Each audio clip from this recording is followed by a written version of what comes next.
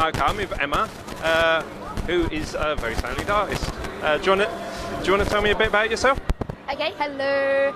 Yeah, basically I'm Emma Vieceli, and I'm quite a noob to the world of professional art. I've been doing doujinshi and like old-fashioned manga comics for the last 5 years or so with a group called Sweat Drop.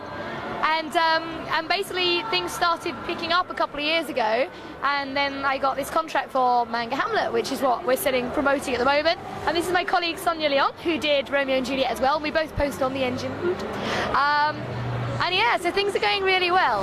But one of the things I'm most excited about over the last year is that thanks to, well, we're starting to see manga and comics, the line between them is divided, because I love all comics. I don't care what they're classified as, I just draw in a style that I draw in.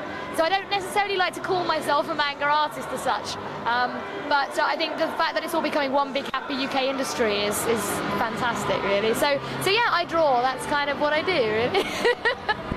So you mentioned Manga Hamlet and Manga Romeo and Juliet. Do you want to tell us a bit about that? Yeah, basically Self-Made Hero is the publisher, and they are part of Metro Media, and it's all quite a new venture really. Emma Haley, who's the publisher, found us, well, she came up with this idea about 2 years ago now to make Shakespeare as manga graphic novels, which was one of those things where it could have gone two ways, because we thought, well, either people are gonna say, wow, you've revolutionized things, this is fantastic, my kids like Shakespeare now, or they were gonna come after us with like pointy sticks and kill us, you know, for like destroying Shakespeare forever. But actually the response has been amazing. It's just been, we were stealing ourselves, you know, we were like, we'll be prepared for some backlash, but we've been amazed at how happy everyone is. And whenever we get like a kid or a teacher especially comes up and says, oh, I love these, you know, I'm using them to teach my class, that's when we're like, that's great, because it's making Shakespeare easier, but it's also meaning that comics are getting into the educational market, so it's fantastic. Well, it's a lot easier to read comics than it is big block of text, especially, I mean, Shakespeare's based around a script anyway, so...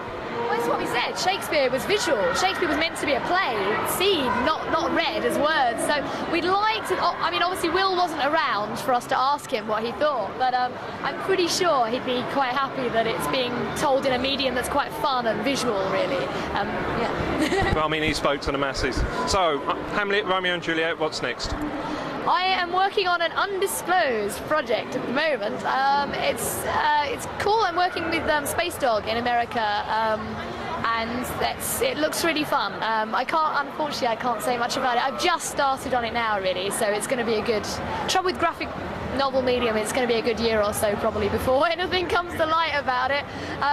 So hopefully people won't forget about me in the meantime. But I'm always with Sweat Drop, obviously. We're over there, both Sonia and myself, despite being professional comicers now, we try and keep up doing the stuff with Sweat Drop because that's where our heart lies, really, and we get to tell our own stories through there and stuff. So it's all good. It's only recent I probably went freelance, and it's quite daunting, but it's all good and exciting. So. The life of a struggling artist, yeah? Yeah, exactly. See, I'm smiling right now. They give me another few months and I'll be at home eating my bread and water. Oh no, I'm allergic to wheat. I can't even eat bread. It'll just be water. Yeah. So this isn't the first MCMExpo that you've been to. How does it compare to the others? I've been helping organise, because I'm the manga liaison for the Expo, and I've been helping organise it for a couple of years now. And when Brian first got in touch with me, he was like, I'm thinking of introducing anime and manga and comics into the Expo. I mean, the comic side we still want to grow, that's all quite new, really. But as you've seen, the manga and anime stuff has just gone nuts. And the hall, every single time the hall is bigger. We're a good 10,000 square feet bigger this time or something like that. That's probably a completely wrong number, I just plucked it out of the air. But we're bigger than we were in October, and yet it just fills up. So comparing it to previous ones, I don't know, it just gets busier and busier every time, and there's just more going on every time. So big, really big. Well, I mean, there's loads of people, I mean, hundreds of people in costumes. You've got top-line stars like Christopher Lee and Amanda Tapping here, you know, you're not scraping the bottom of the barrel, no, you know. We've also got voice actors, from the side of anime and games and stuff. We had Vic Mignogna and Spike oh my goodness, how awful is that? I forgot his surname, Shinji from Neon Jet Spike Spencer. Oh, it's like famous VA. And they've been there for that side of things. So what's nice is the Expo used to be more film and TV and cult stuff, which it obviously still is, but it's really trying to spread out and do a bit for games and comics and everything. I mean, we had Adam Hughes here and Brian Bollins in October. As you've probably seen, we've got Andy Tong, we've got John McRae. We're starting to get like a comic side. I mean, it's nothing like the Bristol Expo. It's not meant to be. It's a very different type of event. But the more people are getting behind it, the bigger the areas are going to grow, and it's just all become, it's quite a hive now. It's great. We've also got dolls joining in as well now, so. I was a little scared by this doll. He's not scary. It's a he, is it?